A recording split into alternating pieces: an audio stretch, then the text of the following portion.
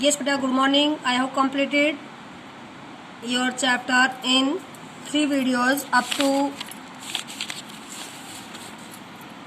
to this para. That means in the third video, in second part of the chapter is going into between Mukund and Umberto Eco, and how Mukund is asking questions to Umberto Eco and how he is replying is discussed in the second part. So listen beta, I carry on the chapter in your fourth video. I hope it will be completed in this video. It's your fourth video. It means आपका जो scene चल रहा था उसमें मुकुंद ने question रखा था कि आपका जो स्कॉलरली जो वर्क होता है, नॉन फिक्शन जो राइटिंग वर्क होता है, उसमें काफ़ी पर्सनल क्वालिटीज़ होती है, कुछ प्लेफुल ट्रिक्स होती है जो दूसरे जो एकेडमिक जो वर्क होते हैं, जो राइटर्स होते हैं, उनसे कुछ अलग होता है।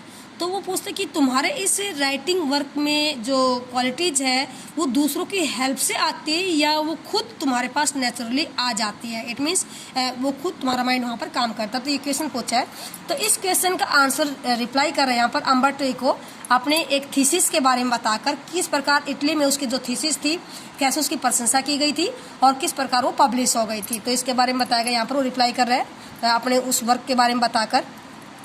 Umberto Eco, when I presented my first doctoral dissertation मतलब थीसिस, इट मीन्स जब मैंने अपने डॉक्टरल थीसिस को इटली में क्या किया था, फर्स्ट टाइम प्रेजेंट किया था, one of the professor, it means जो प्रोफेसर से मेरा इंटरव्यू ले रहे थे, इट मीन्स मेरी बुक को जो ऑब्जर्व कर रहे थे, तो उनमें से किसी एक प्रोफेसर ने मुझे कहा था scholars learn a lot. Scholars means जो भी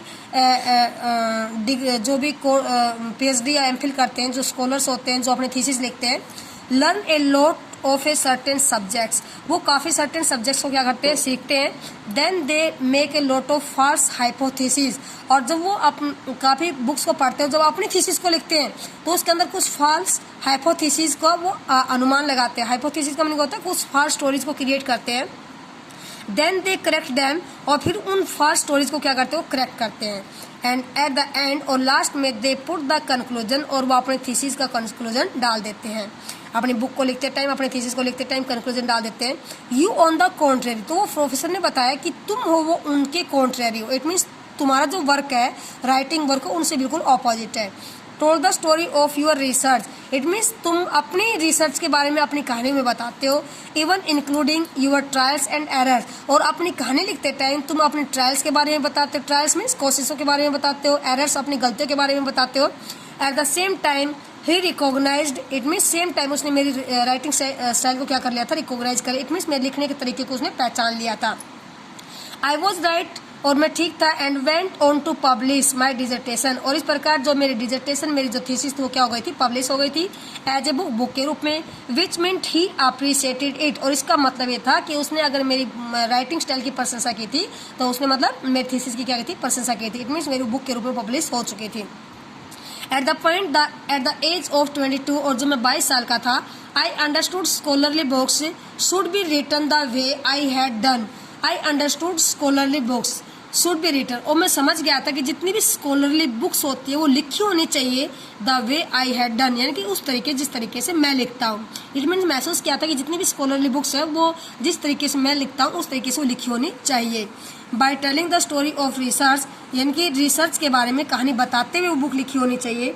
this is why my essay always have a narrative aspect, this is why, और यही वजह है, my essays always have a narrative aspect. Narrative aspect मतलब वो मेरे ऐसे होते हैं, वो ऐसा होता है जैसे उसके अंदर कोई कहानी नरेट की जा रही हो, कोई कहानी सुनाई जा रही हो।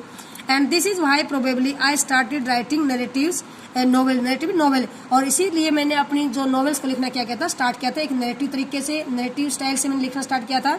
सो लेट, इतना एक लेट एज पर, एट द एज ऑफ 50, जब मैं 50 साल का हो गया तो मैं नॉवेल लिखना स्टार्ट किया था, मोर और लेस, लगभग नियर बाई 50 ईयर्स ओल्ड जब मैं था। I remember that my dear friend Roland Barthes was always frustrated, यानी कि जब मेरे को एक बात याद है, जो मेरा फ्रेंड था रोलैंड बार्थीज, वो हमेशा फ्रस्ट्रेट रहता था, परेशान रहता था, that he was an assist, कि वो एक एसिस्ट है, वो ऐसे लिखता है, एंड नॉट ए नॉवलिस्ट, वो एक नॉवलिस्ट नहीं है। He wanted to do create writing one day, और वो एक दिन अपने इस नॉवेलिस्ट राइटिंग वर्क को करना चाहता था, और अनदर या किसी दिन यानी वो नॉवल लिखना चाहता था, but he died before he could do, और लेकिन वो इस काम को करने से पहले क्या हो चुका था, मर चुका था।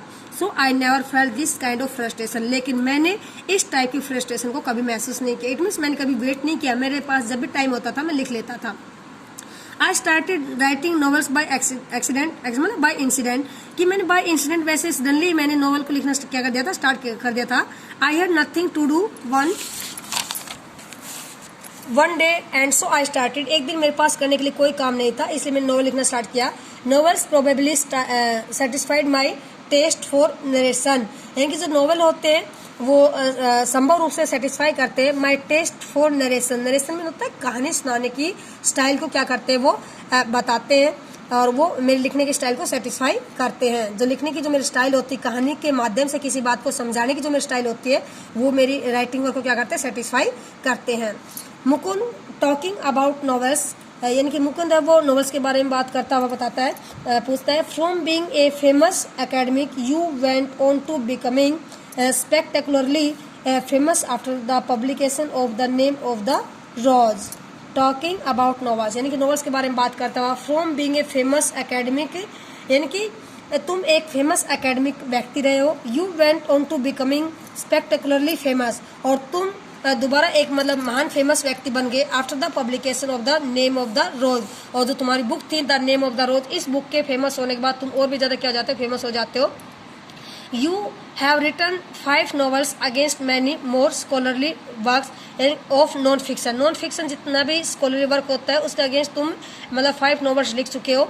At least more than 20 of them, यानी कि शायद 20 जो उन टोटल नॉवेल्स में से 20 आपके ही होंगे। अम्बर्टो को ओवर 40, यानी कि 40 में से मेरे हैं।